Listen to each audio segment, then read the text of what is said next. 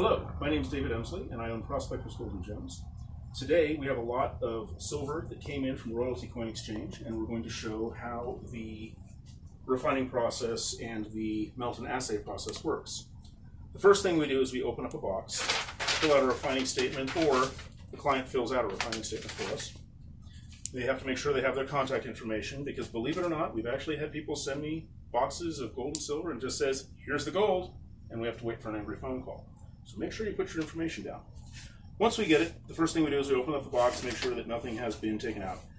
They were smart on this one. They double boxed the piece. That way if anything broke or fell out, it would be safe and protected.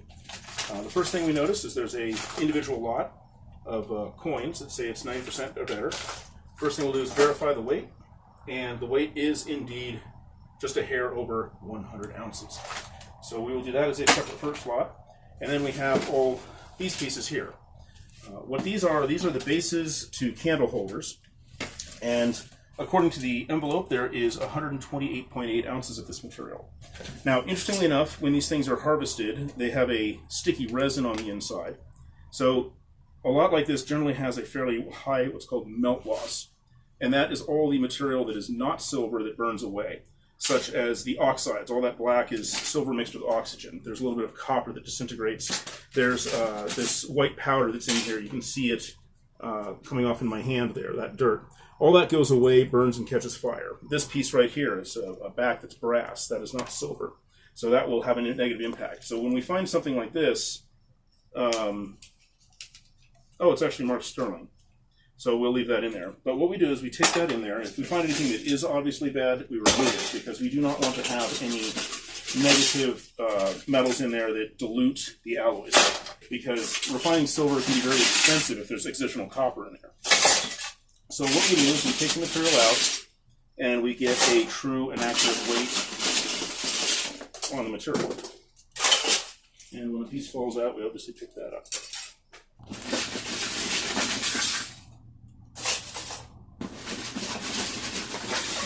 The other thing you have to be careful on is these pieces can be sharp. Some pieces are a little larger. We will have to chop that up in order to make it fit into the crucible.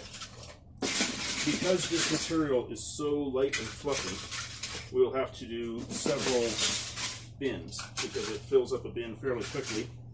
So this first bin is 40.2 ounces. So we have 40.28. And then I will get another one of these.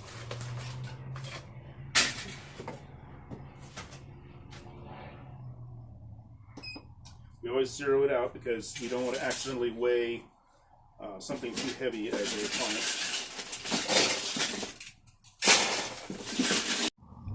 So we've weighed everything out, and according to the refining sheet, they sent in 128.8 troy ounces of silver scrap.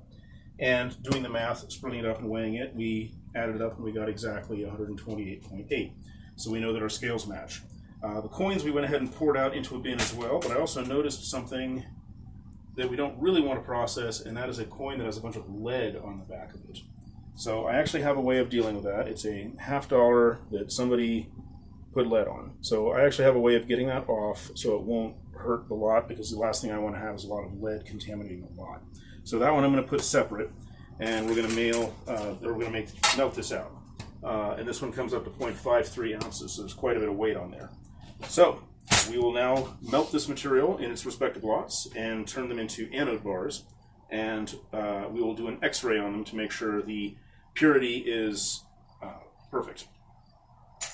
The next step in recycling the silver is to melt it. So we take these pieces and we put it in an induction furnace.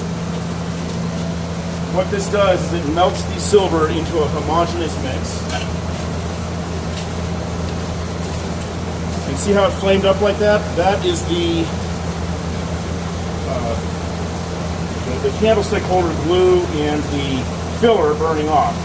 And it just turns into smoke when it happens, but that's why we have melt loss in a lot of these lots. There are organic items and plastics and fillers and oxides and all kinds of horrible things that fortunately incinerate instantly when they are put in the furnace.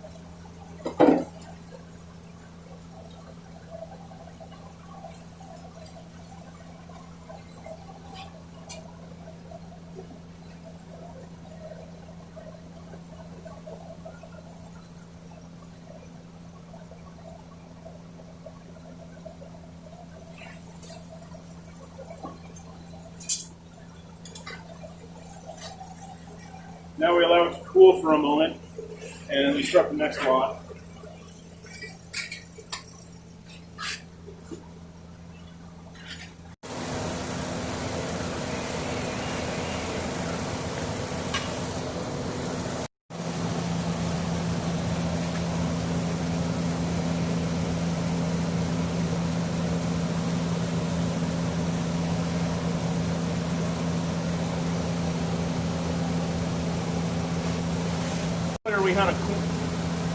Earlier we have a coin that has a bunch of lead on it. We're doing the lead coins right now. So we want to get that lead off of there, at least as much of it as possible. So the way we handle this is we need to take fire.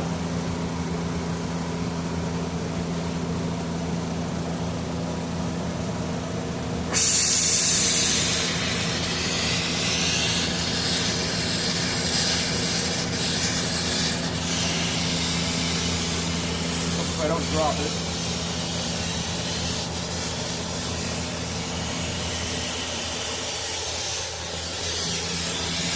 Now, lead has a very low melting temperature, so you can actually melt the lead directly off the coin.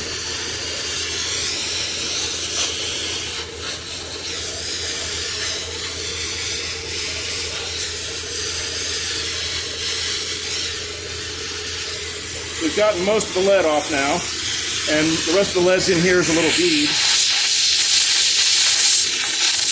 So we can melt into a solid bead. And now this, you can see the coin's relief on there again. So we can safely add that to the lot. And the lead is that little bead right there.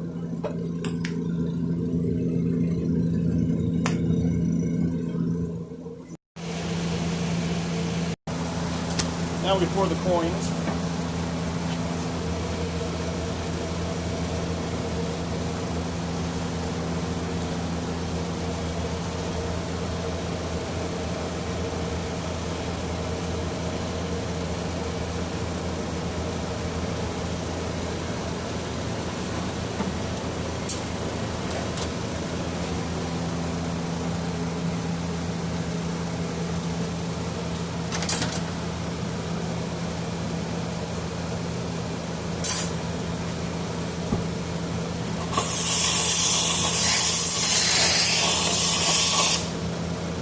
We had a little bit that did not melt.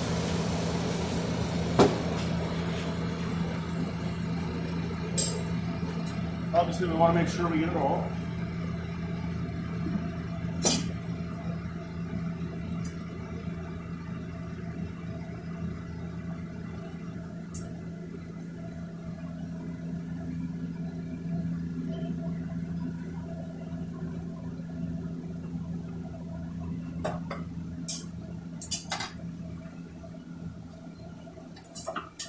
Now, while we're doing this, we have our pieces down here from the first lot. We want to make sure that they are cool to the touch. And this also helps to remove the flux because we just drop it on the ground and that breaks most of the fluxes off. And makes it safe to the touch. This one's got a bit more flux on it. Kind of exciting. It all blasted off in the water there. Now we need to take this lot for the coins.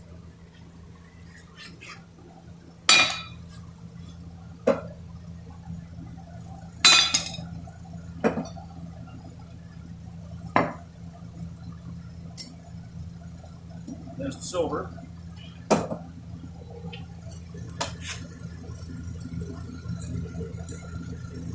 So we'll take this first one, we'll put it in a bucket.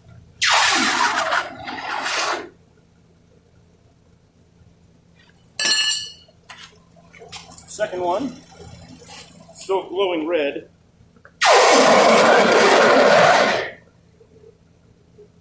Kind of fun. And then the little itty bitty one.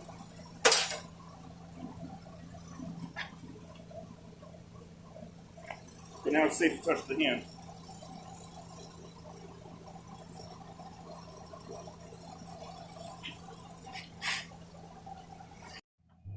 Okay, now that we've done the melt, we did our coin lot and we did our scrap silver lot. The lead prill that we pulled off of the coin ended up being almost 1/8 of an ounce. So that's where that went. The rest of the material ended up weighing 99.64 ounces. The scrap lot of everything else, we throw on the scale.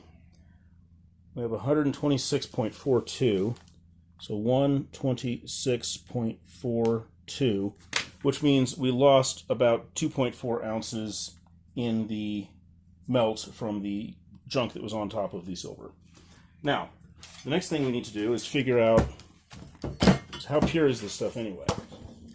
So we use a really cool tool called an X-ray spectrometer. What this machine does is any metal you point it at, it will give you a readout of what the metals are. So on the coin, it was all said to be 99% or better. So I put it on the area that I cleaned. Now the reason why I cleaned it off, I want to make sure I get a perfectly good section. Pull the trigger.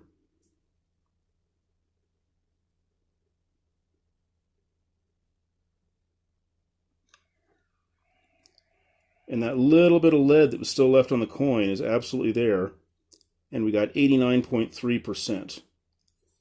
Now, the other thing is we check the back too, because silver never goes evenly.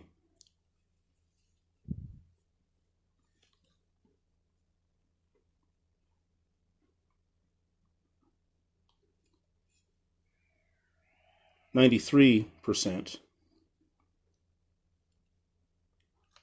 So the easy way to handle this is you divide it, because the middle will be that. So we take 89.3, right, plus 93 divided by 2 is an average of 91.15%.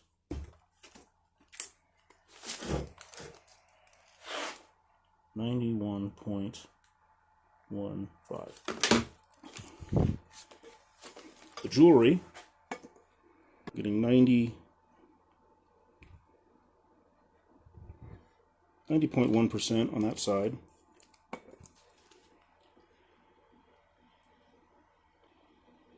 $85.7 on the other side.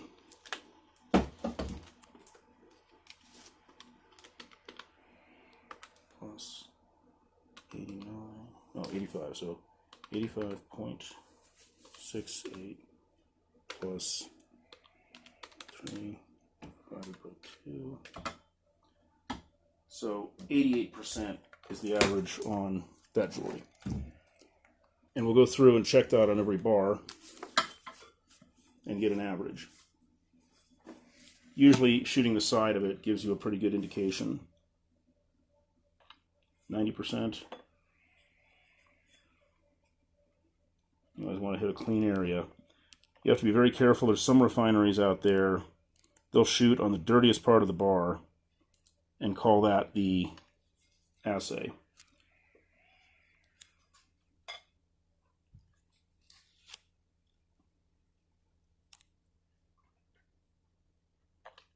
So this one's 90.3. Now, we have 126.4 times 0.9 is 113.77 ounces. Because it's over 100 ounces, our buy rate is 92%. So we'd buy that as 104 ounces. And the current spot price right now is $17.58. So $1,840 and 19 cents.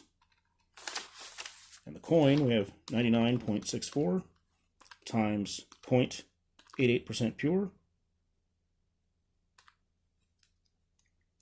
87.6.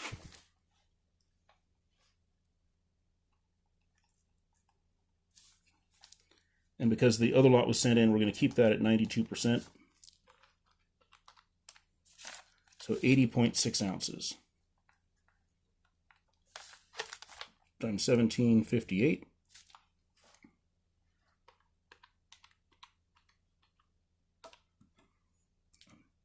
$80.6 times 1421 plus 1840, so $3,261. Now, if somebody wants to have bars returned, they can absolutely do that. Now, there's some people that want to have bars returned in either kilo size, 5 ounce, 10 ounce, 1 ounce. The prices depend on where in the size. So anything larger than a 1 ounce, we generally charge $1 an ounce for a manufacturing fee, and you get a really nice bar. So today, if somebody wanted this as a bar return, we would subtract for that amount about $15 for shipping, and then we would divide that number by 1858, which means that they could get back 174 or 175 ounces for return. So if they wanted to have that as 17 10-ounce bars and a 5-ounce bar, we can do that. Or they could do 3 kilos and some other combination of bars, or whatever else they would like. If they wanted 1-ounce bars, we would take that number and divide it by $20.58, because the 1-ounce bars are very difficult to make. But that concludes this. People can either take a check, or they can take back silver, or if they want to take back gold, they can do that too. There's a lot of options for people that wish to recycle their silver. I want to thank Royalty Coin Exchange and John Ribbeck for sending in this silver lot, so we were able to do an educational video for people to see how scrap silver is taken. The next step, in order to purify this, we will hang these in a vat of acid, and then we'll have steel plates, and we conduct electricity through there, and we're able to grow pure crystals of silver that are then washed, harvested, and melted into 4/9 pure silver, which is a lot of fun because we can make anything we'd wish out of them. So, if anybody has any silver or gold they wish to have refined, we're happy to provide the service to either buy outright or we can manufacture it into bars. A lot of coin dealers like to have their scrap silver returned back as bars because they're able to take it and then resell it for a premium over what we charge for it, for people that want to invest in silver. Otherwise, people buy it from us directly off of our website, which is prospectorsgoldandgems.com. And if anybody needs to get a hold of us, we're also involved with the ANA, and we're happy to be of service. Thank you very much.